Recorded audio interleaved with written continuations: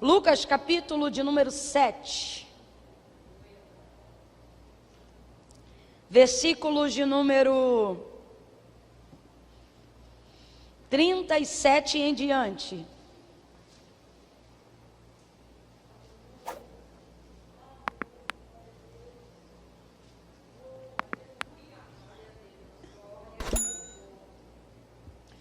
Diz assim o texto sagrado. Vamos ler a partir do verso 36, perdão. Rogou-lhe um dos fariseus que comesse com ele. E entrando na casa do fariseu, tomou lugar à mesa. E certa mulher da cidade, uma pecadora, complete aí por favor, uma pecadora, sabendo que ele estava à mesa na casa do fariseu, levou um vaso de alabastro com unguento, e estando por detrás aos seus pés, chorando, regava-os com as suas lágrimas, e então enxugava com os próprios cabelos, e beijava-os, e ungia com unguento.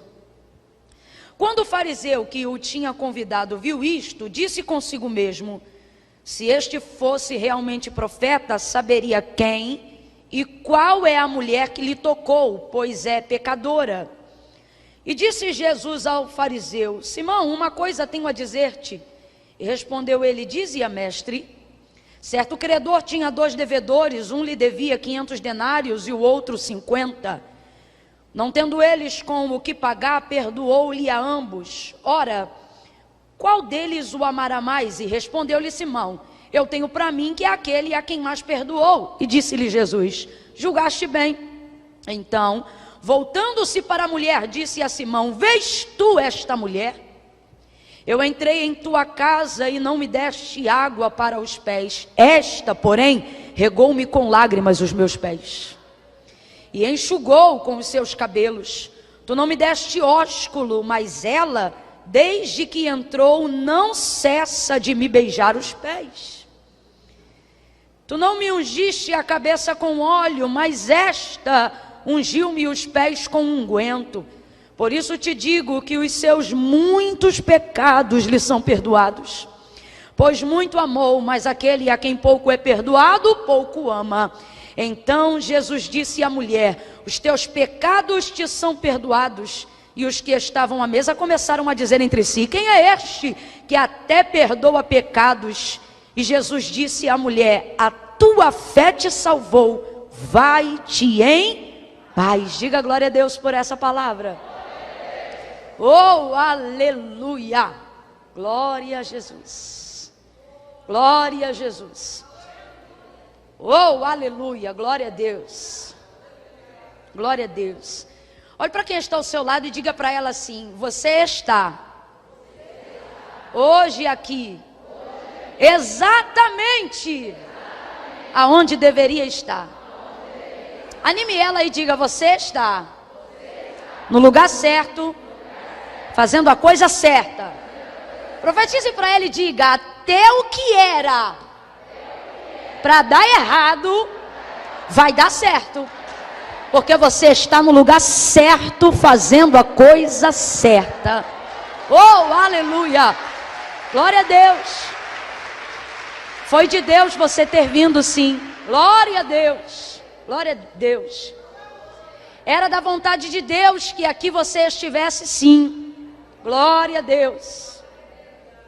É complicado quando nós não nos achamos dignos de estarmos em determinadas posições ou lugares.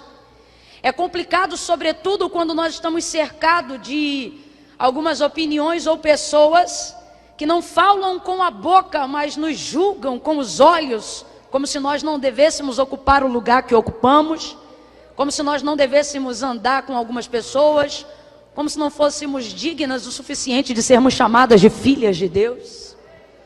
É complicado quando alguém que conhece algum pecado que a gente cometeu, acha que conhecendo o pecado também sabe quem a gente é. Mas eu não tenho condições de saber na totalidade quem você é, só porque sei o que você faz. Aquilo que você faz pode dizer muito sobre você, mas não diz tudo sobre você.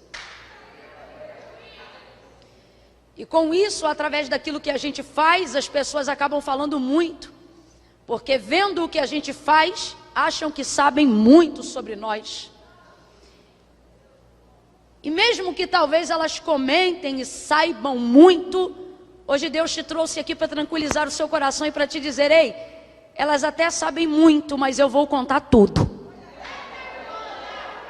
E se você fizer uma comparação entre muito e tudo, você perceberá que tudo é mais forte do que muito. Vamos lá, suponhamos que alguém conte uma história que você deseja saber. Um emaranhado, um rolo, algum problema, ou uma situação que você precise averiguar as testemunhas para resolver um caso, alguma coisa. E aí você encontre com alguém que diga assim: você precisa falar comigo porque eu sei muita coisa para te contar. Você vai até despertar determinado interesse em saber qual é o muito que essa pessoa tem a dizer. Agora, se nesse inteirinho, enquanto você ouve alguém dizer que sabe muito, de repente você esbarra com outra pessoa e diz assim: você precisa ir lá em casa. Não, mas eu marquei um horário com a fulana porque ela me disse que sabe muito. Pois é, a fulana sabe muito, mas eu sei tudo. Ela vai te contar muito, mas eu vou te contar tudo. Você vai na casa de quem sabe muito ou vai na casa de quem sabe tudo? Eu não estou te chamando de fofoqueiro, eu estou falando de informações. Você vai na casa de quem sabe muito ou vai na casa de quem sabe tudo? Porque você acredita que quem sabe tudo está de posse de tudo que aconteceu. E com isso de posse de toda a verdade. O ser humano, ele é assim. Ele julga as pessoas por aquilo que ele faz, por aquilo que as pessoas fazem. O problema é que muitas pessoas, às vezes, fazem coisas que não querem fazer, mas quando vêm, já fizeram. Paulo vai falar abertamente sobre isso quando escreve a carta aos Romanos, no capítulo de número 7. Ele diz assim: olha, o querer bem está em mim, eu planejo executá-lo. Olha o que ele está dizendo: eu sei qual é o bem que eu devo fazer e eu quero fazer esse bem.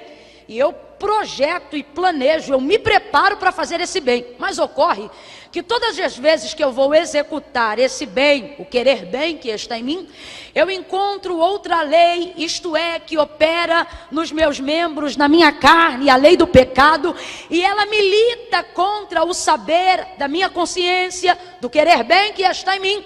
E para resumir a história, ele termina da seguinte maneira, dizendo: de modo que o bem que quero fazer não faço, mas o mal que não quero, esse faço. E ele se autodenomina um homem miserável. Ele diz: miserável homem que sou, quem me livrará do corpo desta morte? Ele está falando da sua carnalidade, da sua natureza adâmica caída. Gente, é por isso que às vezes quando a gente vai orar ao Senhor, mesmo sendo crente até o tutano, a gente pede perdão de vez em quando até pelos pensamentos, porque eles são mais rápidos do que a capacidade de retê-los. Quando você vê, já pensou, e se pensou, já pecou, porque a Bíblia diz que antes do pecado ser concebido, primeiro ele é gerado, e é gerado no pensamento. Por isso a Bíblia diz que todo homem peca, e o homem que diz que não peca é mentiroso. Porque a predisposição de pecar está no homem. Por isso Paulo se denomina um miserável nessa condição, por estar revestido de corruptibilidade humana. Quando a gente vê, a gente já falou. Quando a gente vê, a gente já fez. Quando a gente vê, a gente já está envolvido. E é bem verdade que muito daquilo que a gente faz diz um pouco sobre quem a gente é, mas não diz tudo. Olhe para alguém, porque isso vai determinar um norte, um rumo da direção que Deus está tomando da vida de alguém hoje. Tranquilize o coração de alguém e diga para essa pessoa: alguém fala muito, alguém comenta muito. Olhe para ela e diga: mas Deus sabe tudo. E Deus sabe que não dá para resumir quem você é baseado só nas informações do que você já fez, dos erros que você já cometeu. Isso representa apenas uma partícula. Na verdade, isso é apenas a sombra da realidade de quem de fato e de verdade você é. Quando Jesus entra na casa deste Simão, fariseu, o texto diz que o próprio Simão, quando percebe que esta mulher está aos pés de Jesus, não verbaliza do lado de fora, mas opina do lado de dentro. E em pensamento ele pensa: se ele fosse profeta de verdade, ele saberia que esta é uma mulher pecadora. Na verdade, o que o texto está dizendo é: ele saberia quem ela é e o que ela faz. O que Simão está querendo dizer? Ele está querendo dizer: eu sei quem ela é porque eu sei o que ela faz. Eu sei quem ela é porque eu sei o que ela faz. E esse é o pensamento opressor que a mulher pecadora tem sobre si. Porque de tanto ouvir o que as pessoas dizem que ela é, baseado naquilo que ela faz, é inevitável que de alguma forma ela também não comece a acreditar nisso. Porque tem uma coisa que não é verdade, chama-se sofisma. E o que é o sofisma? O sofisma é uma mentira que contém um pouco de verdade, para poder enganar as pessoas que só querem acreditar na verdade. Satanás trabalha muito com sofisma.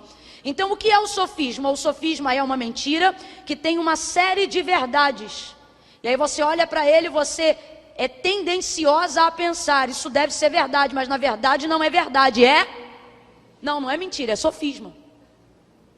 Mentira é a inverdade declarada. Sofisma é uma mentira que precisa de verdades para fortalecer a ideia de verdade. Então a gente não chama de mentira, a gente chama de sofisma. E tem muitas pessoas que estão carregando sobre si uma identidade que não é a verdade. Por quê? Porque a sociedade tem uma mania extremamente desagradável. Todas nós aqui, se não vigiarmos, fazemos isso. Começamos a acreditar que uma coisa é verdade só porque foi repetida muitas vezes. Começamos a acreditar que algo é real só porque foi falado muitas vezes. Mas uma verdade não se torna verdade só por ter se tornado popular. Uma verdade, para ser verdade, precisa ser verdade toda ela, senão ela não passa de um sofisma. E aonde está o juízo, o julgamento e a perturbação mental que a opinião pública e o pensamento das pessoas ao nosso respeito ganham poder destrutivo contra a nossa vida? Quando nós damos a elas tantos ouvidos que começamos a acreditar que o sofisma que elas estão produzindo, baseado naquilo que sabem, baseado naquilo que já ouviram ao nosso respeito, começam a reproduzir aquilo e começam a acreditar que aquilo é verdade. E elas fazem isso com tanto ânimo, fazem isso com tanto entusiasmo. Eu já vi tanta gente falar tanta besteira com tanta certeza que no final você diz: meu Deus, isso só pode ser verdade. Mas não é verdade. E aí a gente vai ouvindo aquilo e vai se tornando refém da opinião pública. E vai vivendo em cadeias. E vai deixando de ocupar o lugar que Deus quer que nós ocupemos. Por quê? Por causa do que nós somos. Por quê? Porque para Deus não há prioridade em resolver aquilo que fazemos primeiro. A prioridade de Deus é visitarmos quem nós somos. Lembra quando Samuel foi ungir a Davi, rei de Israel? Ele estava sobre a referência de Saul, porque o único rei que ele havia ungido e conhecido era Saul. E como é que a Bíblia descreve Saul? Alto, forte, largo de ombros. Ele tinha a aparência da realeza. Aí quando Samuel entra na casa de Davi, na casa de Jessé, Davi não está em casa, mas está ali Eliabe, Abinadab e Samar, e todos eles são semelhantes a Saul. Eles são fortes, eles são robustos, eles têm aparência, e baseado na referência do que ele já viveu e do que ele já soube, ele pensa: vou ungir um deles, porque certamente está diante de mim o rei de Israel. Mas a voz do Senhor brada no coração de Samuel, diz a palavra, e o que ele diz? Samuel, a nenhum desses eu, o Senhor, tenho escolhido. Olha o que ele está dizendo: não faça as suas escolhas baseadas nas referências que você já teve. Olha o que ele diz: eu, o Senhor, não vejo como vê o homem vê o que está diante dos seus olhos, mas eu, o Senhor, conheço o coração. Vou traduzir de novo a grosso modo. Deus está dizendo: Samuel, não é que você não sabe nada, você tem um histórico, você tem um currículo sacerdotal, você tem maturidade, você tem experiência, você já ungiu reis. Ele está dizendo: você sabe muito. Complete aí, por favor. Você sabe? Mas não derrame a unção, porque só eu sei tudo. E eu sei tudo por quê? Porque eu não determino aquilo que as pessoas são baseado no que elas fazem. Eu vejo quem elas são a despeito do que elas fazem. Se você for ver todas as pessoas que o Senhor libertou de alguma condição de miséria que foi desenvolvida pelo pecado, você vai ver que Deus não visitava primeiro a prática, Deus visitava a pessoa. E aí quando ele visitava a pessoa, ele nem precisava visitar a prática do pecado. Por quê? Porque se você visita a prática do pecado, a pessoa volta a pecar. Mas se você visita a pessoa, é a pessoa que larga o pecado. João capítulo de número 9, Jesus vai passar e vai ver um cego. Aí todos os homens olham, mas só veem aquilo que ele tem e aquilo que ele faz, né? João 9 fala do cego de nascença. Quem está comigo, diga amém. Aí ele diz assim: e passando Jesus, viu um homem. Aí os discípulos, aí Jesus para olhar para ele.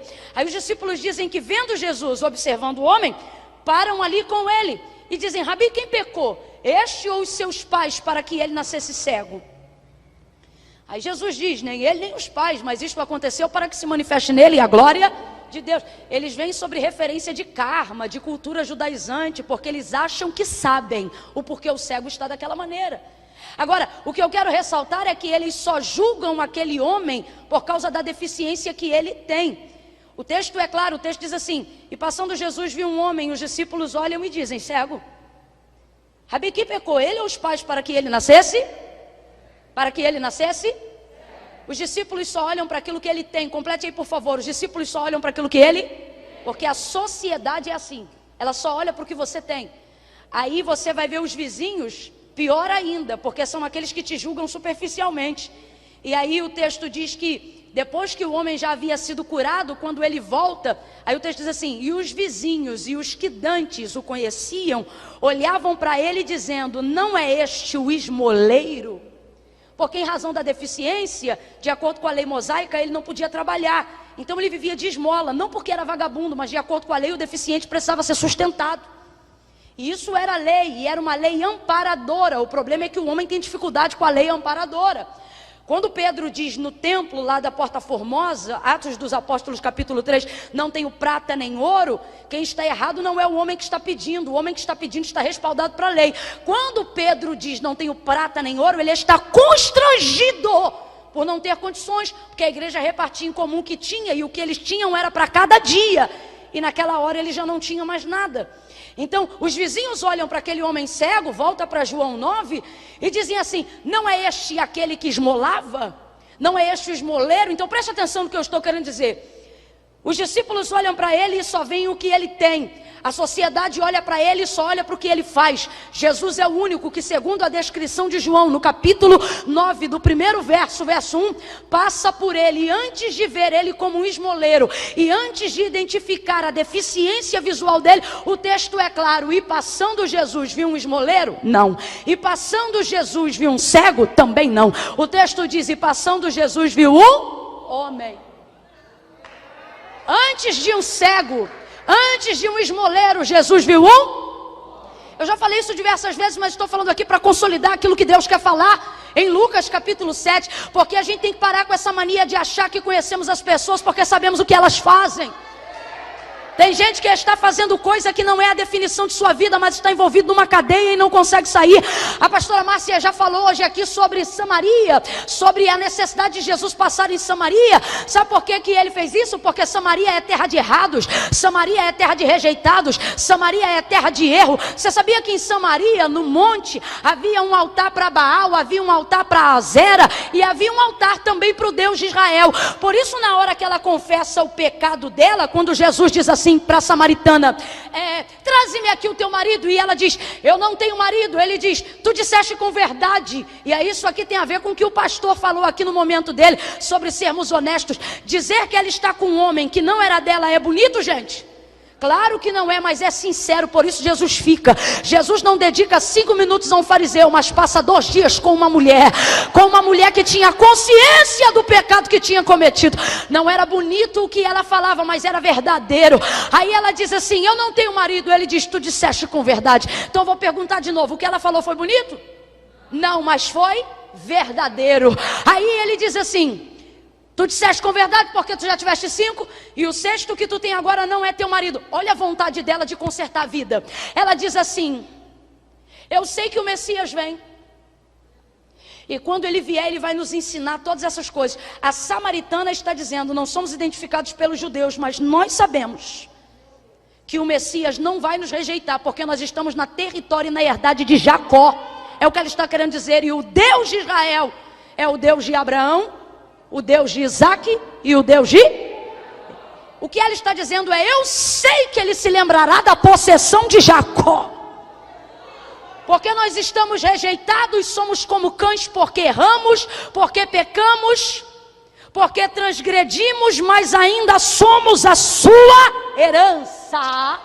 Vai ouvindo aí? Aí ela diz assim: Senhor, aonde é que se deve adorar? Adorar aqui não tem nada a ver com o culto ocidental que nós oferecemos. O culto oriental ao Deus de Israel ou a qualquer outro Deus daquela região, ele não é respaldado em glória a Deus, em aleluia, na liturgia que nós oferecemos. A adoração, sobretudo nesse quesito, no templo, diante dos sacerdotes, ela não é ir ao culto para dar glória, ela é ir ao culto para sacrificar. Quando ela diz assim, aonde se deve adorar, sabe o que ela está dizendo na realidade, na literalidade do texto?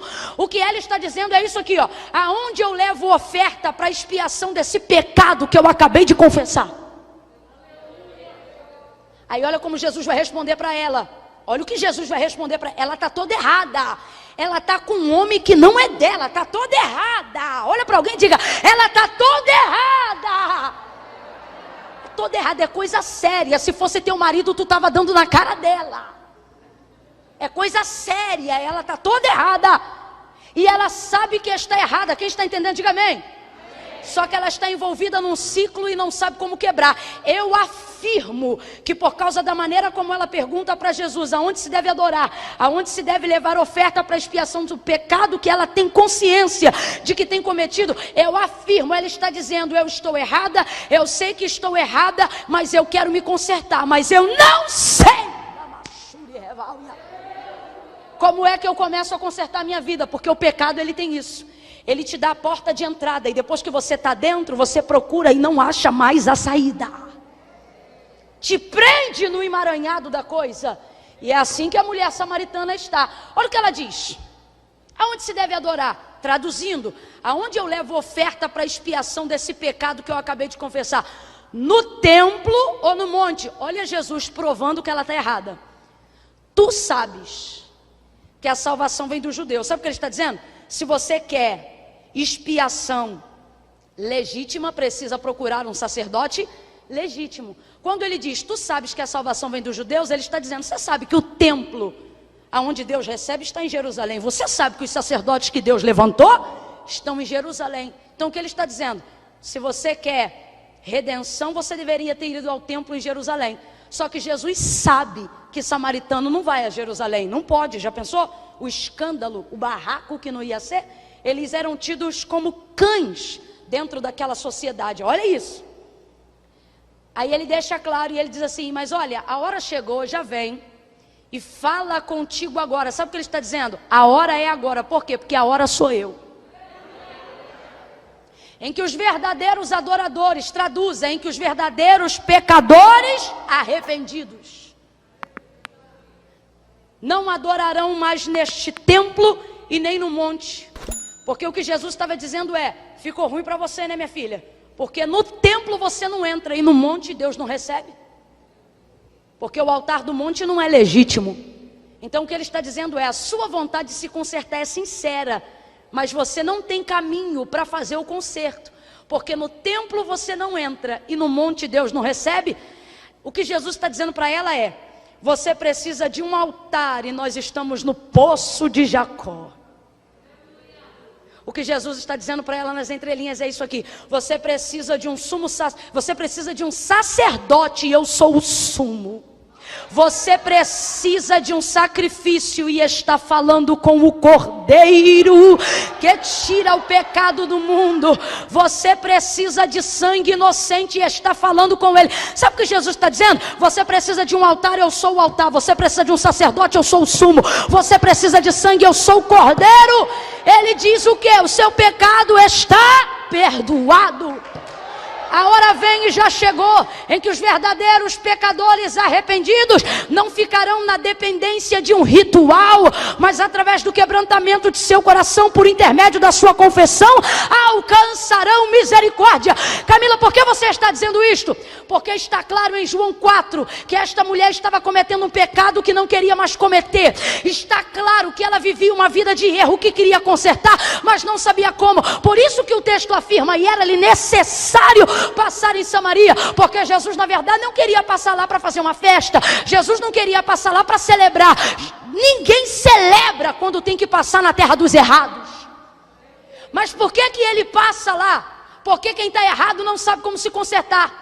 Mas dos que estão certos e com a vida no altar, o Senhor espera alguma coisa. Oh, aleluia! Então, ao invés de utilizar a nossa vida com Deus para determinar juízo de valor sobre as pessoas, nós deveríamos apontar o caminho que tira elas do limbo, apontar o caminho que tira elas do erro. O Senhor está dizendo: se você tem uma saída, não seja o acusador, seja a luz que ilumina e que aponta o caminho para o pecador arrependido. Tem gente deixando de dormir, tem gente deixando de viver a vida, porque está condicionado a uma posição de cadeias, cadeias que não estão nas mãos, cadeias que não estão nos pés, cadeias que estão na mente. E as cadeias da mente é a pior cadeia. Por quê? Porque sua mão está livre, mas não mexe. Seu pé está sem cordas, mas você não anda. Por quê? Porque está preso nos braços? Não. Porque está preso nas pernas? Não. Porque está preso na mente. Essa mulher entra na casa de Simão fariseu por um único motivo. Ela não foi convidada. Complete aí para mim, por favor. Ela não foi. Ela não entra lá porque foi convidada. Ela entra lá porque ficou sabendo que Jesus estava lá dentro. Então ela foi lá por causa de quem? Ela entrou por causa de quem? Ela suportou o constrangimento por causa de quem? Ela ficou numa posição desconfortável por causa de quem? Desagradável por causa de quem? Diga mais forte, por causa de quem? E por que posição desagradável? Porque toda pessoa que está num banquete, numa festa, numa região e não foi convidada, ela automaticamente se torna penetra se estiver inserida naquele ambiente. Quem aqui já foi pobre sabe do que eu estou falando.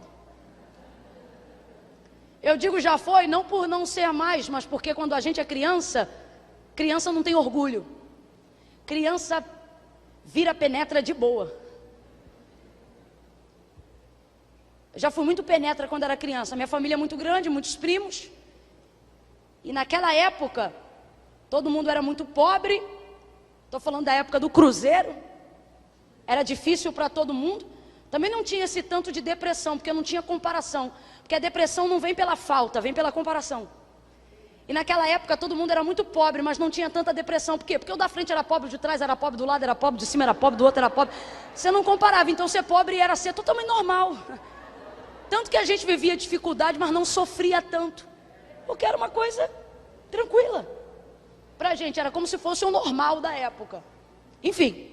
E aí a gente não recebia normalmente os convites das festas da rua, porque éramos muitos primos. E a pessoa sabia que se convidasse um, ia aí todo mundo, então não convidava ninguém. Só que aí a gente brincava na rua todo dia, porque eu tô falando daquela época, né? E aí criança não tem essa, irmão. A gente começava brincando na rua e emendava até a hora que sabia que ia começar a festa. Aí já ficava brincando na rua, arrumadinho, brincando. Daqui a pouco quando vê, tá brincando na calçada onde tem a festa. Aí vai brincando, daqui a pouco a porta tá aberta. Aí vai e entra na casa, é assim ou não é? E entra. Daqui a pouco passa o Guaraná, come o bolo, conversa, brinca, tá ali. Alguém já percebeu, mas como você está brincando, está envolvido com as outras crianças, ninguém te tira dali. Camilo, o que isso tem a ver com Lucas 7? Tudo a ver, porque dentro da cultura judaizante, você também tinha o portão da casa aberto e você também podia entrar sem ser convidado. Mas qual era o problema? O problema era que o penetra tinha que se comportar na condição de penetra. Segundo a cultura judaizante, se você entrasse numa casa e não fosse convidado para estar naquela casa, você precisaria procurar um fundo, um canto, uma parede, colocar as duas mãos nas costas, os pés juntos, e ficar ali esperando. Você ia ver o bolo passar, mas não ia poder comer. Você ia ver o Guaraná passar, mas não ia poder comer, porque você não é convidado, então não iriam te oferecer, assim como também não oferecem as crianças, mas elas não percebem. Por quê? Porque elas pegam. Criança não tem orgulho, mas agora transfira esse entendimento para um indivíduo na idade adulta. Essa mulher está se colocando na condição do penetra. E a condição do penetra é extremamente desconfortável. Sabe por quê? Porque ela te dá um lugar, mas um lugar que ninguém queria que você estivesse. mas só para cumprir o protocolo te toleram. A posição do penetra, ela não faz você ser amado, ela faz você sentir que está sendo tolerado. O penetra vê o bolo, mas não come o bolo. E até na condição da criança chegava uma hora que o bolo é levado muito a sério. Rapaz, esse negócio de bolo é levado tão a sério que quando você liga para alguém, antes de perguntar o preço, você já diz, é para tantos pedaços. E naquela época não era diferente, porque a amargura do pobre era saber que alguém ia sair da festa e ia falar, nem bolo eu comi. Então as pessoas cuidavam para que não faltasse o bolo de maneira nenhuma. Tinha o da mesa, tinha o de corte, tinha o surpresa enrolado no papel laminado. E aí a criança está ali, daqui a pouco ela vem para a filhinha, porque a alegria da festa é o bolo. E todo mundo levava um a mais para botar na geladeira e comer no café de manhã. E aí a criança está ali na fila e está distribuindo o bolo, Mas eu já ouvi isso, já vi meus primos ouvirem isso, já vi muita gente falar e fazer isso. Como está tudo contado, o penetra não está na lista. Ele pode estar na festa, mas não está na lista. Então quando ele chega na hora para pegar o bolo, quantas vezes a gente ouviu? Você espera ali, se sobrar, aí eu vou te dar. E criança, como eu disse, não tem orgulho. A gente acaba fazendo o que ela fez. Vai para a parede, bota a mão nas costas e fica ali esperando. E sem saber o que é orar, intercede, pedindo a Deus que sobre, que sobre, que sobre, que sobre. Porque não tem orgulho. Agora eu volto a dizer, transfira isso para a realidade de um indivíduo adulto. Imagine uma porta aberta pela qual você pode passar e você vai entrar, mas não vai ser recebida. Imagine uma área na casa onde você pode ficar, mas não pode sentar, porque os lugares são só para os convidados e você penetra. Essa é a condição dela. A condição dela é uma condição tão desconfortável. Agora veja, mesmo numa condição desconfortável para ela, ela continua incomodando as pessoas. Porque tem gente que na verdade não quer dividir com você a cadeira, não quer desfrutar do mesmo ambiente que você está. E tem pessoas aqui nessa noite que Deus está dando uma direção, porque elas estão tendo que aprender a tolerar coisas, estão tendo que aprender a passar por momentos espinhosos, e alguém olha e diz, pra que isso? Você não precisa disso. Só que ela não foi lá por causa do Guaraná, lembra? Ela não foi lá por causa do bolo, lembra? Ela não foi lá por causa da festa, nem da decoração e nem da foto. O texto diz que vendo Jesus entrar na casa, ela vai lá porque queria ver Jesus. Então está desconfortável? Está, mas ela vai aguentar porque está ali por causa de Jesus. Está sendo constrangedor? Está, mas ela está ali por causa de Jesus. O propósito do qual levou ela àquele lugar é maior do que o desconforto de ser destratada naquele lugar. Camila, eu ainda não entendi. Vai entender. Deus trouxe mulheres hoje aqui que estavam de muito mimimi, e Ele está dizendo, você precisa aprender a ser uma mulher forte. Você precisa aprender a exercitar um tipo de fé fria. Camila, o que você disse? Fé fria? Exatamente isso que eu disse. Uma fé fria. Somos mulheres essenciais, sensoriais, emocionais. Mas de vez em quando, para vivermos a conclusão de algumas coisas que começamos, precisamos aprender a continuar sendo crentes, cheias de fé, porém um tanto quanto frias. Quando eu digo frias, eu não estou dizendo sobre não sentir. Eu estou dizendo sobre não sentir a ponto de transvasar, de transbordar algo que vai comprometer o propósito. Não, eu vou falar aqui rasgado, você vai entender. Quem já leu aqui Reis, capítulo de número 4? O filho daquela mulher que não podia gerar, na verdade o marido era avançado em dias. Aí Eliseu vai até ela e diz assim, neste tempo determinado tu conceberás e darás à luz a um filho. Aquela mulher gera e tem um filho, a promessa se cumpre. Mas quando ele faz aproximadamente 12 anos de idade, o texto diz que o menino morre. Quem já viu essa passagem? O menino morre no joelho dela. Ela pega o menino no colo. Olha a frieza dessa mulher. Ela é incrédula? Ela é leviana? Ela é displicente? Não, mas ela sabe que para concluir o projeto que tem na mente, ela vai ter que ser fria.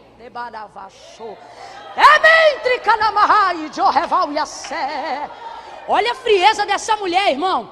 Se é uma mulher que não entende a finalidade, não é o início, a finalidade do propósito, o que ela ia fazer? Socorro! Morreu! Ai meu Deus! Chama a ambulância, o médico! Marido! Ai meu filho! Mão na cabeça, mão no peito, rasgando roupa, escândalo na rua. Mano, o filho morreu. E ninguém culparia ela por isso. Ninguém. Mas olha o que ela faz.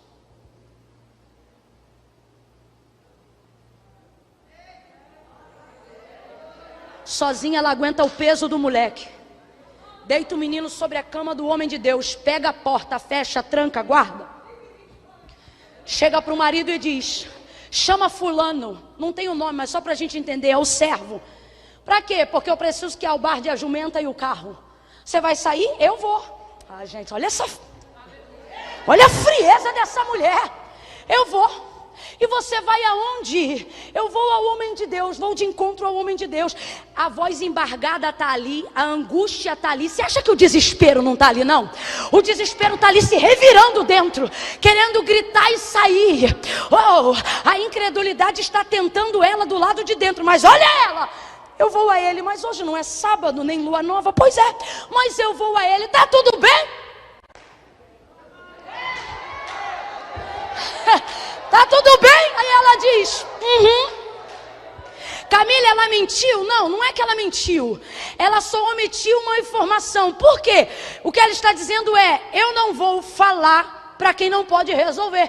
Então entre mim e ti está assim, está tudo. Ela albarda o jumento, olha para o moço e diz para ele: guia, anda e não para. A mulher não perdeu a direção. Ela sabe aonde Eliseu está e sabe como chegar lá. Ai, tchorrebarassúria. Ela diz: guia, anda e não para, senão quando eu te disser. A mulher tem direção e ainda tem controle. Ela diz: eu sei para onde vou, eu sei como vou e saberei quando eu chegar. Guia, anda e não para no teu caminhar, senão quando eu te disser. Fala comigo, ela tem direção e ela tem controle. Diga, ela sabe aonde ela quer chegar. Diga, direção. Vamos embora, diga, direção e controle. A primeira coisa que a gente perde diante do luto é a direção. A primeira coisa que a gente perde diante da dor é o controle. Mas ela tem uma fé tão grande que ela é capaz de se manter fria do lado de fora para preservar a esperança do lado de dentro. Camila, eu ainda não entendi. Vai entender. A gente diz que quer viver os propósitos de Deus. Você diz que quer viver a realização do sonho. Você diz que não quer morrer enquanto não vê a salvação do teu marido. Mas não aguenta a posição desconfortável. Não aguenta a opinião pública. Não aguenta o que o outro está dizendo e o que o outro está falando. Ah, porque na igreja me tratam assim. Ah, porque no trabalho me tratam assado. O Senhor está dizendo para quem está hoje aqui: assim como a pecadora, assim como aquela mulher sunamita, o Senhor está dizendo: tenha direção e controle, tenha uma fé fria. Camila, como eu consigo fazer isso? Lembrando-se da onde você quer chegar e não dando tanta atenção para onde você está agora. Eu não sei como é que é o tráfego de ônibus aqui em Foz do Iguaçu, mas lá no Rio de Janeiro é muito intenso. Nós estamos falando de uma cidade metropolitana. Mas mesmo assim eu vou perguntar: quem aqui já pegou ônibus cheio? Quem aqui já teve que fazer uma viagem inteira sem sentar? É desconfortável ou não é? Agora responda para mim: sentado você chega, sim ou não? E em pé também chega, não chega? O ônibus passa lá também, não passa? Quando você tem alívio, você chega. Se pegar esse ônibus, não chega? E se passar desconforto, também chega, não chega? Deus está dizendo: existem momentos da sua vida que a posição será desconfortável, mas você não tem que olhar como você está indo. Você tem que ficar olhando aonde você vai chegar. Você tem que observar aonde você vai chegar. E isso vai dar a você a frieza necessária e o controle necessário. Para quê? Para não perder de vista o propósito pelo qual você entrou na casa. Para não perder de vista o propósito que te levou a sentar na cadeira que você senta, que te levou a trabalhar na área que você trabalha, que te levou a casar-se com a pessoa que você está casada. Muitas pessoas vão tentar tirar o foco do seu lugar. Não porque necessariamente você tem uma cadeira ou dispute com elas um lugar, mas simplesmente porque você está dividindo o mesmo ambiente. E normalmente gente assim não vai te mandar embora, porque afinal a casa é do fariseu, ele tem que parecer santo.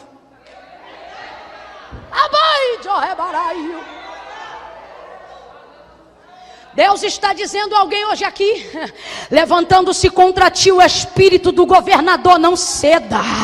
Seja humilde, se mantenha no teu lugar. Será que tu não pode ser nem por um pouquinho de tempo humilhada? Que pavio tão curto é esse que estoura a qualquer hora? Será que tu não aguenta uma afronta nem por um dedinho? Tudo eu vou rodar a baiana. Crente não roda a baiana. Crente sabe com quantas campanhas de jejum e oração se ganha um coração para Jesus. Mantenha o controle. Olha para ela, eu vou contar de 1 a 3 e você vai gritar. Camila, gritar eu não gosto de gritar. Então da próxima vez visite uma outra igreja que não seja pentecostal. Quando eu disser 3, você vai olhar para quem está ao seu lado, você vai gritar para ela ouvir e entender, e vai dizer para ela: mantenha o controle. É 1, é 2, é 3, grita. Mantenha o controle. Segura um pouco dessa humilhação. Refreia o teu gemido.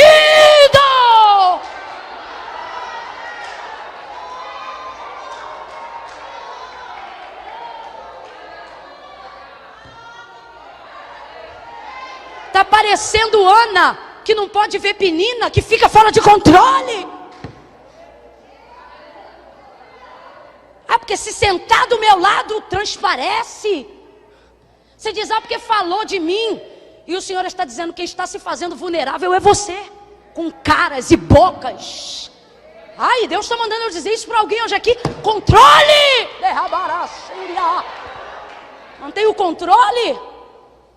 Pode acontecer nada, vai ver quem eu sou. Controle! Lembre-se porque você veio para esta casa. Camila, eu acho que a hora já está muito avançada. Você veio por causa da hora, então já podia ter ido quando deu 9. Eu peguei 9h15. Camila, mas é que eu estou preocupada. Hoje aqui em Foz do Iguaçu está muito quente. Não sei se você sabe, hoje é o dia que está pautado para ser o mais quente do ano. Eu já cheguei perguntando: o frio é quando? Aí Márcia me disse: julho. Eu falei: eu sinto uma chamada para julho. Aí vem para a igreja, mas reclama do calor. Vem dizendo que veio buscar o Senhor, mas reclama da cadeira. Veio dizendo que veio buscar o Senhor, mas reclama que só tem ar-condicionado de um lado, não tem do outro. Veio buscar ao Senhor, mas não gosta do horário que começou. Veio buscar ao Senhor, mas não gosta do jeito que a pregadora prega. O Senhor está dizendo: você não vai aguentar nem 20 minutos. Por quê? Porque tudo isso vai te fazer desviar do propósito. Bom mesmo é gente que sabe ser penetra igual a gente já foi. Alguém diz: espera, e de vez de sair chutando a casa, a gente diz: tá bom, vamos ver se esse negócio aí vai sobrar. E aguenta o desconforto por causa do propósito. Eu vou falar rasgado. Tem gente aqui que está vivendo na condição de Agar. Tem alguém que hierarquicamente está acima de você, e tal pessoa te mata na unha. O texto diz que era isso que Sara fazia com Agar, depois que ela já tinha engravidado de Abraão. Lembrando-se que Agar não engravidou de Abraão porque era sem vergonha, mas porque era serva de Sara. E Sara mandou ela deitar-se com Abraão. E agora que ela carrega o filho da promessa de Abraão no ventre, ela não pode ser descartada. Então Sara não gosta mais dela, porém tolera.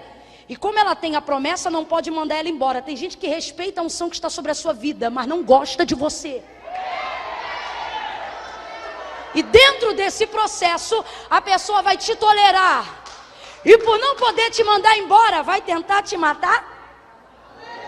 E você tem que parar de ficar espivitada.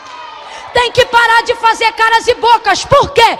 Porque você não veio por causa do cargo, não veio por causa da cadeira, não veio por causa do nome, você veio por causa de Jesus. E se você veio por causa de Jesus, aguente essa posição desconfortável. Porque a posição desconfortável é momentânea, mas o perdão dos teus pecados é eterno. A posição desconfortável é momentânea, mas o teu ministério é eterno. A posição desconfortável durará só um momento, mas aquilo que Deus ministrará sobre a tua vida vai encher a tua alma. Aguente!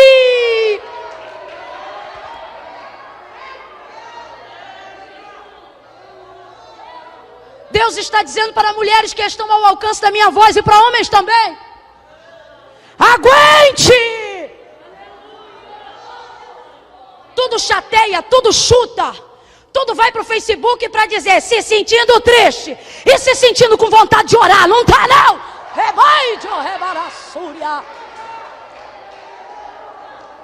Aguenta! Você acha que é fácil entrar na casa de um fariseu sendo uma prostituta?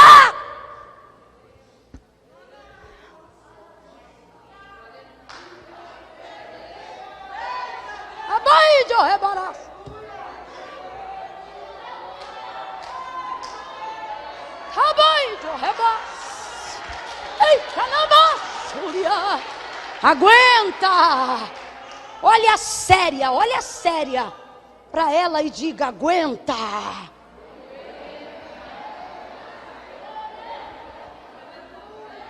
Deus te trouxe aqui nessa noite para lhe dizer que essa posição desconfortável, ela é momentânea.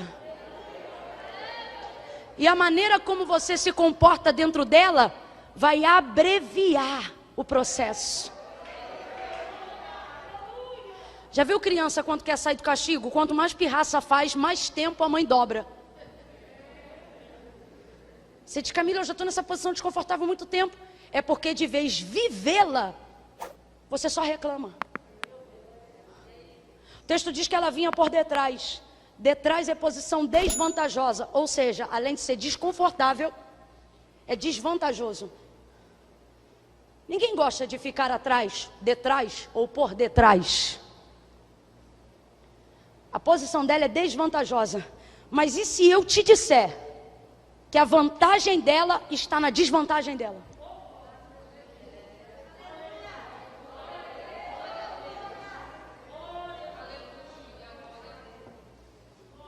Desvantajosa, está atrás. Desconfortável e na desvantagem, atrás. Mas o texto diz que mesmo vindo atrás, ela tem acesso rápido aos pés de Jesus. Sai da parede. Se estivesse com a mão presa, solta a mão. Se estivesse com o pé paralisado no lugar, agora ela anda e se derrama diante dele. Porque quando você deixa as cadeias caírem aqui, nada mais te amarra aqui. Quando você deixa as cadeias caírem aqui, nada mais te segura aqui. Olhe para os seus punhos aí agora, por favor. Estão soltos? Sim ou não?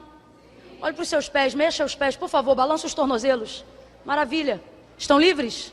Tem uma bigorna, uma bola de ferro, uma corrente aí? Deus está dizendo: então os limites que você tem imposto só existem na sua mente. Você está livre. Você está livre para viver o propósito que Deus tem para a sua vida. Olhe para mim, você está livre. Ela vai diante dele e derrama um unguento caro, um nardo. E tudo isso ela faz vindo por detrás. Complete aí, por favor. E tudo isso ela faz vindo por... que é a posição da desvantagem. Só que esse acesso dela aos pés só pode ser visto e obtido por causa da posição que ela está. Camila, eu ainda não entendi. É nisto que eu te afirmo, que esta posição desvantajosa que hoje você está, seja ela financeira, seja ela sentimental, seja ela emocional, eu não sei qual é a área que você se sente na desvantagem em relação às outras pessoas, mas nisto está a base do que eu quero lhe dizer quando eu lhe afirmo que a sua vantagem está na sua desvantagem. Por quê? Porque existem coisas que só podem ser observadas por quem está na desvantagem. Camila, eu não entendi, vai entender. Existem oportunidades, Eli, que só podem ser desfrutadas por quem está em determinados lugares. Vou trazer um exemplo mais literal para você. Esses dias eu estive numa região do Nordeste que eu gosto muito, Recife, e pela primeira vez me colocaram no andar mais alto em todos os anos de ministério que eu já fiquei. Eu nunca fiquei num lugar tão alto, tão alto, tão alto. Chegava a dar vertigem de olhar lá de cima. Muito alto. Eu fiquei, mano do céu, que lugar alto. Aí eu abri a janela e fiquei assim, olhando para fora. Botei minha cabeça assim para o lado de fora. E eu vi toda a orla e toda Recife. Eu já vou a Recife há alguns anos, mas eu nunca tinha visto coisas que eu vi em Recife em razão da posição elevada que eu estava. Estar naquele lugar alto me deu a perspectiva de coisas que sempre existiram em Recife, mas eu nunca vi. De coisas que sempre estiveram nos lugares que estavam, mas eu não tinha acesso. Porém, por estar numa posição muito alta, eu pude ver o que já existia, mas eu nunca tinha visto. Por quê? Porque eu só pude ver em razão do lugar que eu estava. Quem está entendendo, diga amém. Agora, Camila, o que você não via lá de cima? Eu não via lá de cima coisas pequenas que só podem ser desfrutadas por quem está. Camila, você via todo o horizonte, eu via todo o horizonte da orla. Eu via o mar como se parecesse infinito. Mas diga para mim, o que é melhor? Ver o mar de cima ou dar um tibum de baixo? Dá um tibum, um mergulho. O que é legal? Admirar a areia do lado de cima ou poder caminhar na orla do lado de baixo? Mas quem caminha do lado de baixo não tem a vista que eu tinha, ok? É um privilégio de quem está em cima? Mas poder andar na areia é privilégio de quem está em cima? É privilégio somente de quem está? Olha para mim. Está na hora de você entender que cada posição que você está inserido na sua vida, porque Deus é justo, vai te dar uma oportunidade que quem está em cima não tem. Assim como quem está em cima tem privilégio que quem está embaixo não tem, quem está embaixo também desfruta de coisas que quem está em cima jamais teria a ideia de desfrutar. Preste atenção nisso aqui. Por exemplo, já viu o canudinho do tênis aqui, do sapato? Canudinho do cadarço, que ajuda a auxiliar quando a gente vai passar o cadarcinho no buraco. Você sabe quem inventou isso? Um homem que estava cansado de chegar atrasado no serviço porque o cadarço vivia esbagaçado. Porque eu não sei se você sabe, antes de ter esse fechamento, o cadarço era só uma corda aberta. E depois de tanto lavar o tênis, ou o sapato, ou a botina do operário, aquele cadarço ficava difícil de inserir novamente dentro do buraquinho. Então alguém que não aguentava mais chegar atrasado, teve a ideia de queimar um pedacinho de plástico na parte da ponta, criando uma facilitação para enfiar no buraco. Isso inventou o canudinho do sapato. É claro que o cara que inventou não inventou direitinho do jeito que estava, mas ele teve a ideia de patentear. E a família dele foi rica em demasia por 3 gerações. Eu não disse 3 nem 30 anos, eu disse 3 gerações. Por causa da patente do canudinho do sapato. Agora responda para mim, você acha que quem tinha um mordomo todo dia para colocar o cadastro no buraco ia ter a ideia de inventar um canudo? Preste atenção, quem aqui já viajou para fora sabe do que eu estou falando. Aqueles portas-copos, a lanchonete mais pobre e a Starbucks mais top de Nova York. Aonde você entrar vai ter o mesmo porta-copo, porque em regiões muito frias, bebida muito quente. E aí precisa daquela proteção para quando você segurar a bebida. Então é um porta-copozinho. Você já viu aquilo? É como se fosse um pedacinho de papelão em volta do copo. Todo copo tem aquilo. Você sabe quem foi o cara que inventou isso? Alguém que queimava a mão quando ia tomar café. Você acha que quem teve alça na xícara uma vida toda para tomar café inventaria isso? Ele ganhava quando patenteou 0,01 centavo de dólar por porta-copo, mas porque a patente foi dele, ele tem dinheiro para sustentar mais de 3 gerações familiares.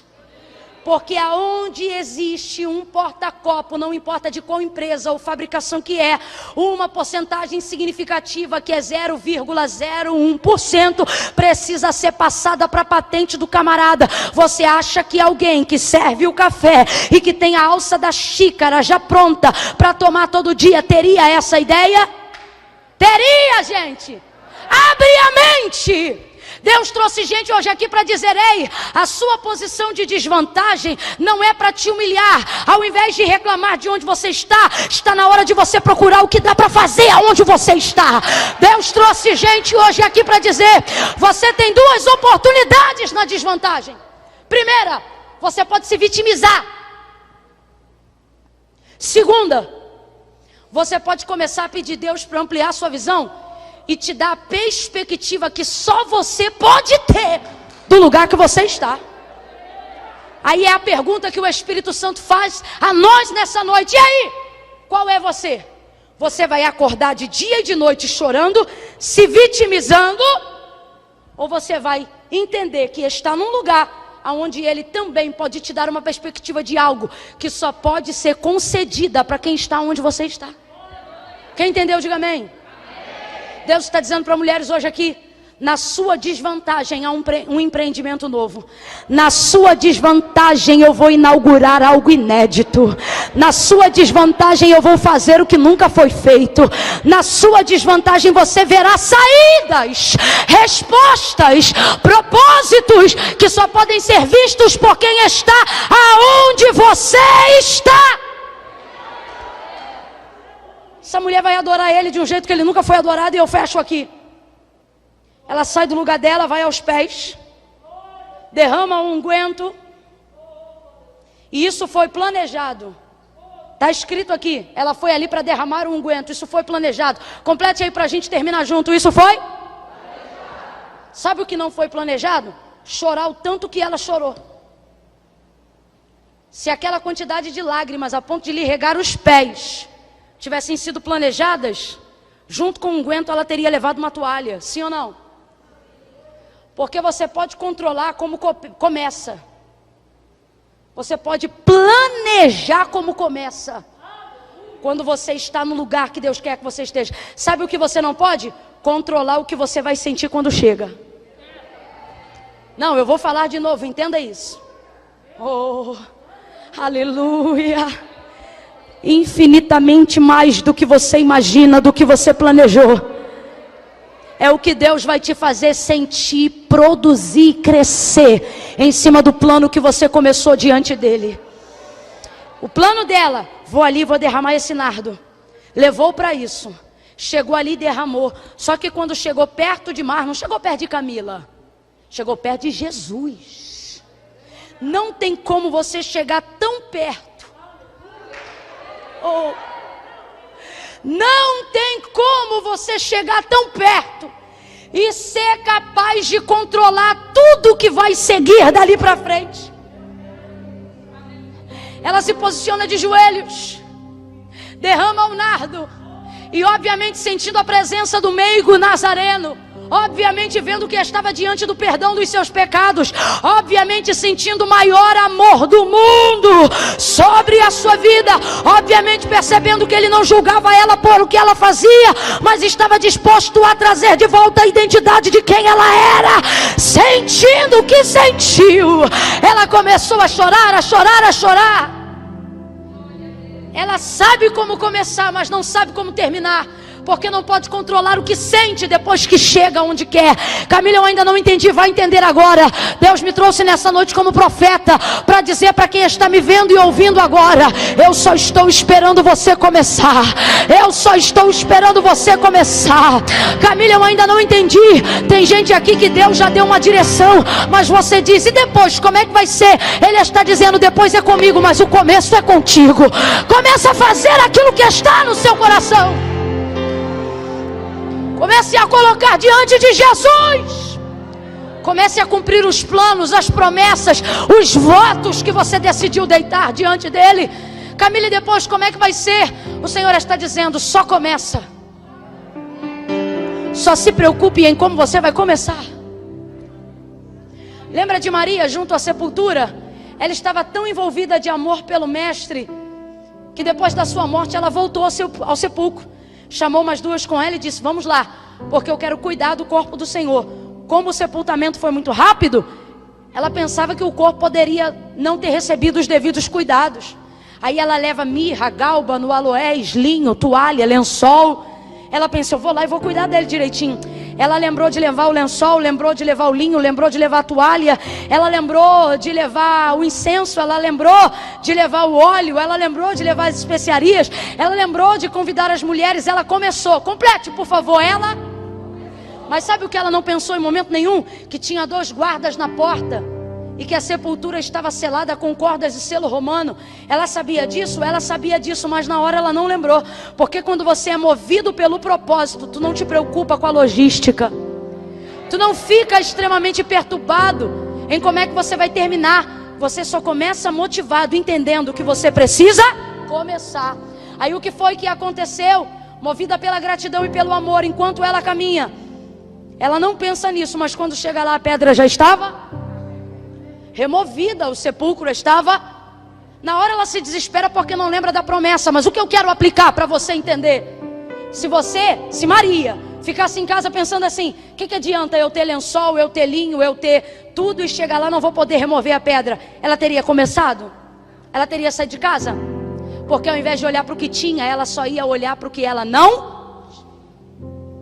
Mas quando você se interessa em começar com aquilo que você tem, enquanto você caminha,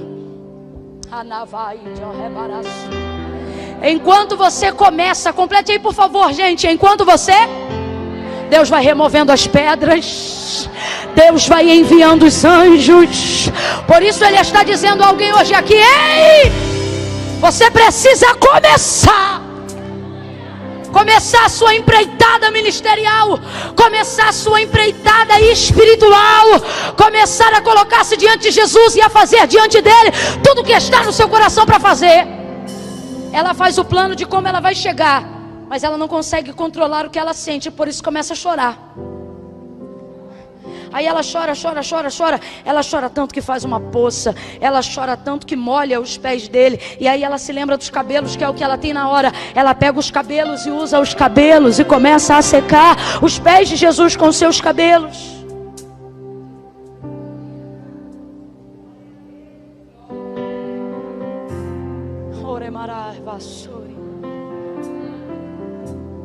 Ela não comeu bolo, não bebeu guaraná. Estou falando a grosso modo para a gente entender. Mas sabe o que ela sente agora? Ela está realizada. Ela seca os pés dele com o cabelo. E por ter que chegar muito perto para secar os cabelos, vê-se com a boca tão próxima dos pés que pode beijá-lo. E ela começa a beijá-lo.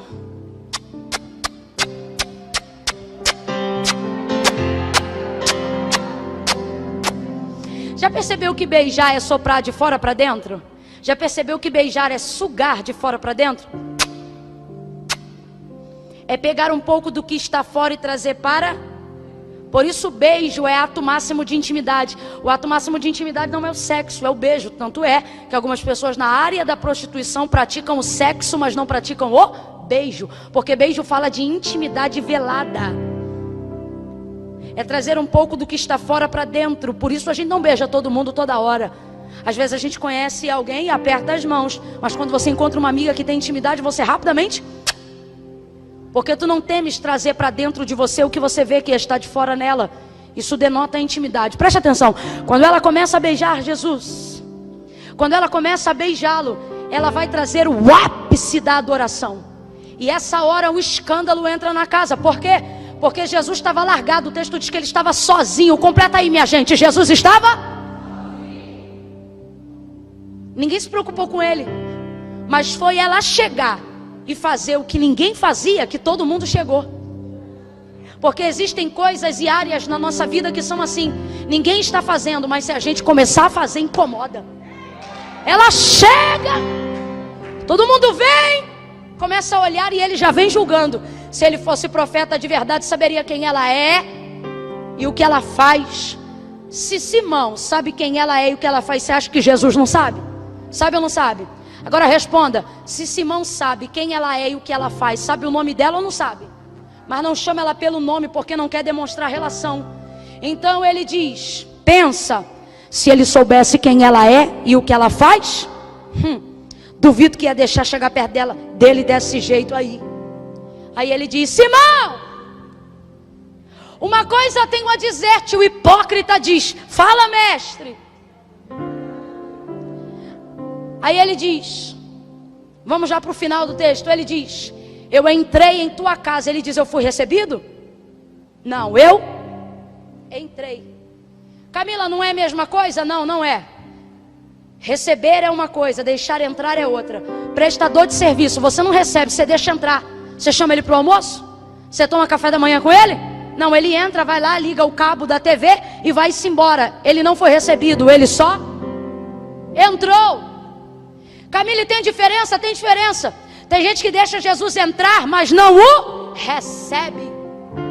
Camila, como assim? Ué, pergunte para quem depois da campanha tem vitória e vai embora.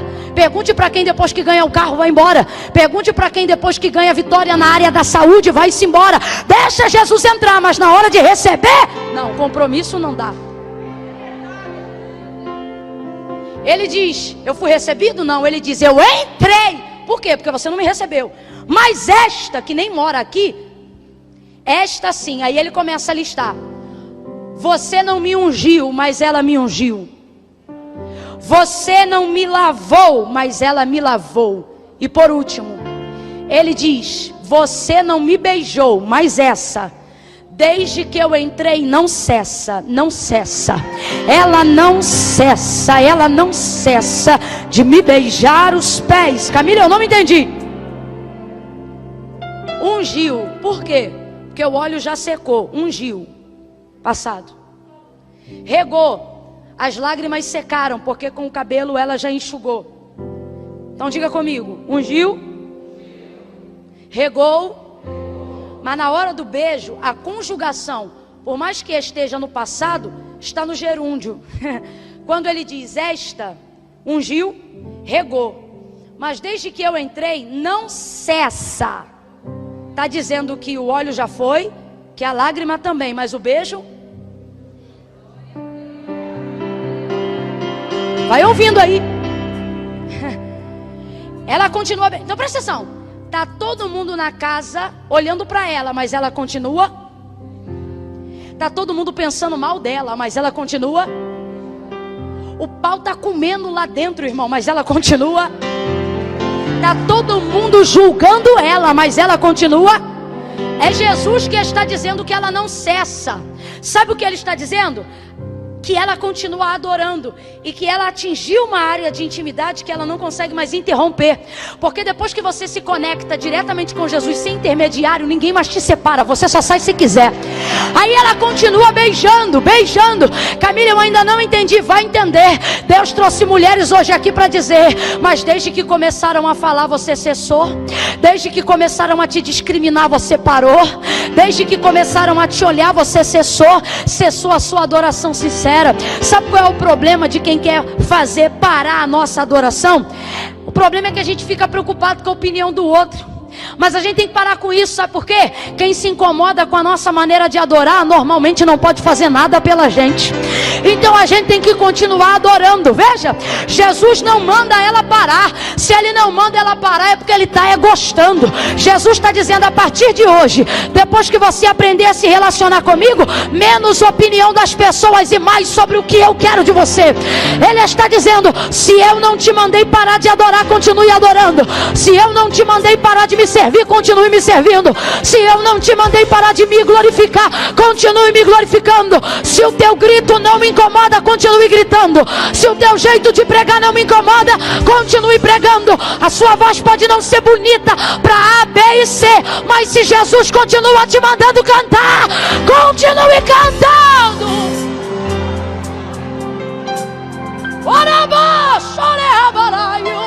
Você não pode cessar. Você não pode cessar, porque você não foi ali por causa de Simão. Você não veio aqui por causa de Camila. Você não pode cessar. Você não pode cessar, porque você não está aí por causa do status do ministério de louvor, e também não está aí para agradar os homens. Nós somos como Pedro, depois de convertidos e arrependidos, importa-me obedecer a Deus e depois aos homens. O texto diz que ela não cessa. Olha para alguém e diga, você não vai parar.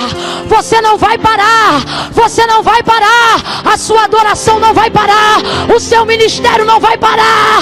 A sua intimidade com Deus não vai acabar. Você não vai parar. Quem acredita fica de pé e comece a beijar. Comece a adorar. Oh, não cesse, não cesse. Não cesse de adorar. Alava.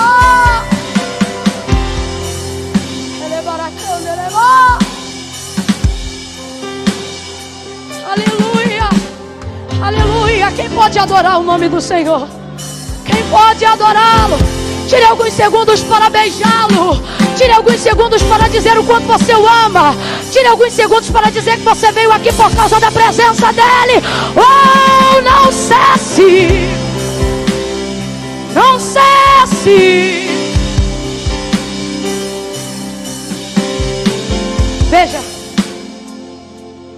ele diz, Simão, ela não cessa. Lembrei aqui de Mateus 15, 21. Pastor Jefferson ministrando nessa noite. Os discípulos diziam atrás daquela cananeia que gritava, despede. Aqui vem gritando, é a conjugação do mesmo verbo, gerúndio, verbo continuativo. Sabe o que eles estão dizendo?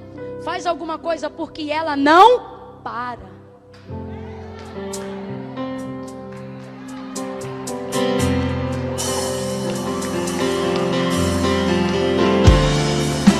Misture essas palmas com glória a Deus e aleluia.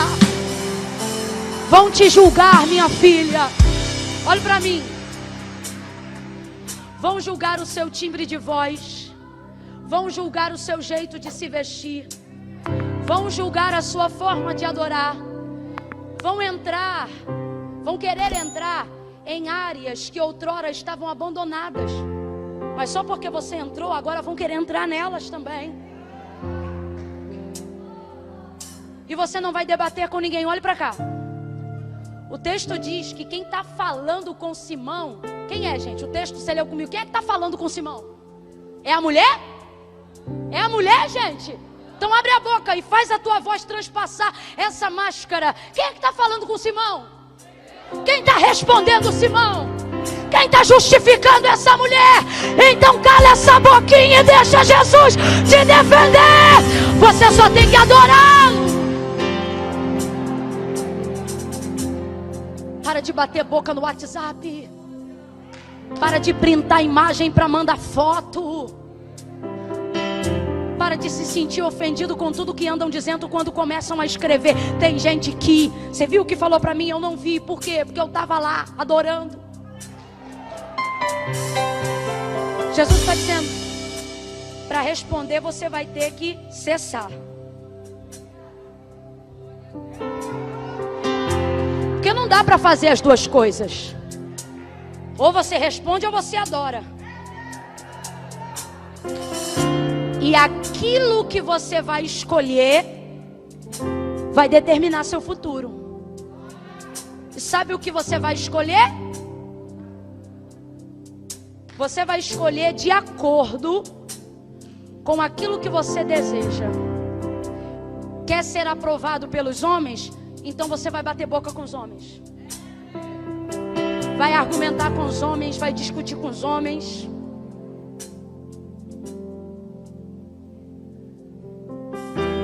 Quer ser aprazível a Deus?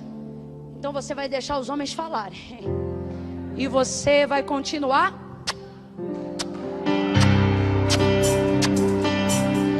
adorando, beijando, se relacionando.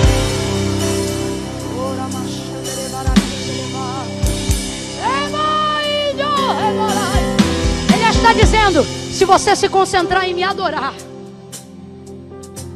se você não se guiar pelo que dizem de você, se você descobrir a sua identidade em mim, eu não vou ficar deixando falar de você não. O Senhor está dizendo, enquanto você me adora, eu te justifico. Enquanto você me adora, eu te protejo. Enquanto você me adora, eu te defendo. Enquanto você me adora, eu guerreio as tuas guerras. Enquanto você me adora, eu coloco um amigo no terreno do teu inimigo. Enquanto você adora, eu limpo o teu nome. Enquanto você adora, eu esclareço toda a verdade. Enquanto você adora, eu tiro a fofoca. Enquanto você adora, eu repreendo as obras de feitiçaria. Enquanto você adora, eu trabalho na tua mente. Enquanto você adora, eu aperfeiçoo o seu entendimento. Continue adorando. Não pare de adorar. Não pare de adorar. Adorando. Resumindo, Jesus fala diretamente com Simão. Sabe por quê? Porque quando você fala diretamente com Deus, Deus fala diretamente com os homens sobre você. Vou falar de novo. Quando você aprende a falar diretamente com Deus, você não precisa se indispor com um monte de gente. Deus fala diretamente com essas pessoas. Eu estou sentindo o temor de Deus enquanto eu falo isso aqui. Deus está falando comigo, pastora Daniele, que a gente não vai precisar se indispor com quem anda propagando o que a gente fez ou deixou de fazer. Deus está dizendo, fala comigo que eu falo com eles. Fala comigo que eu falo com eles. Jesus fala com Simão justifica ela, responde toda a casa, respalda ela. E ela, olha pra mim, e ela tá nem aí. Por quê? Porque quando você se concentra em adorar, essa obra não é mais sua, é de Deus. Ela não está mais nem preocupada com o que estão pensando dela, porque ela agora está se dedicando em saber o que Jesus quer dela. Aí ele olha para ela e diz: mulher, perdão, filha. Engraçado, né? Simão disse: se ele soubesse quem ela é e o que ela faz. Jesus está dizendo: ela é minha filha. Tua fé te salvou. Ela tinha muitos pecados? Tinha ou não tinha? Gente, tinha que... Para Jesus dizer os teus muitos pecados é porque era muito pecado mesmo. E ele diz: os teus muitos pecados te foram perdoados. Quem é esse que perdoa pecados? Aí ele olha para ela e diz: filha, tua fé te salvou. E ele abençoa ela. Vai, hein? Por que que ela pode ir agora? Porque ele também vai sair em seguida. Camila, ainda não entendi, vai entender. Camila, até quando eu fico nessa posição desconfortável? Até a hora que Jesus ficar. Camila, eu não entendi, vai entender. Aonde é que Jesus está quando eu estou sendo afrontado? Afrontado junto com você. Camila, onde é que Jesus está quando eu estou comendo fubá do lado da mesa junto com você? Camila, aonde Jesus está quando eu estou sendo humilhado? Passando a humilhação com você. Guarda isso aqui, gente. Quando você viu no ministério de Jesus Cristo, ele dá cartaz, dá bandeira, dá bola para fariseu. Quando? Nunca. Mas nesse dia, ele me aceita o convite de um fariseu, pecador, sem vergonha, vacilão, que os fariseus eram isso tudo. Vai para uma casa onde ele sabia que ia entrar, mas não ia ser bem recebido. Sabia que ia ficar sozinho, sabia ou não sabia? Sabia ou não sabia? Aí eu te pergunto, será que ele entrou mesmo lá por causa do Simão? Parece que eu vejo a cena. Ele sentado ao redor da mesa sozinho, porque o texto afirma que ele estava. E ela num canto da casa também estava. Ele foi convidado, ela não foi, mas ambos estão. Ambos estão. Entenda isso. Entenda isso. Alguém usou a palavra-chave que eu quero dizer. Eles parecem estar em circunstâncias diferentes, mas se você olhar, na verdade eles estão no mesmo lugar. Camila, ainda não entendi. Jesus está dizendo: você acha que eu estou distante de você? Eu estou sendo tão negligenciado quanto você, tão rejeitado quanto você. Eu estou sentindo tudo que você sente, sabe por quê? Porque você está onde eu estou e eu estou aonde você. Sabe o que ele está dizendo? Sabe o que nós temos de comum, em comum nesse ambiente? Um ao outro. Camila, ainda não entendi, então você vai entender. Jesus está dizendo: enquanto você ficar, eu fico. E enquanto eu ficar, você fica. Mas quando eu me levantar e sair, vai em paz. Vai em paz. Você não vai ficar desconfortável o tempo todo. Jesus tem dia e hora para sua retirada dessa posição. E Ele vai te despedir e te abençoar em paz. Quem recebe essa palavra, diga amém. Quem recebe essa palavra, diga graças a Deus. Eu quero orar agora com você.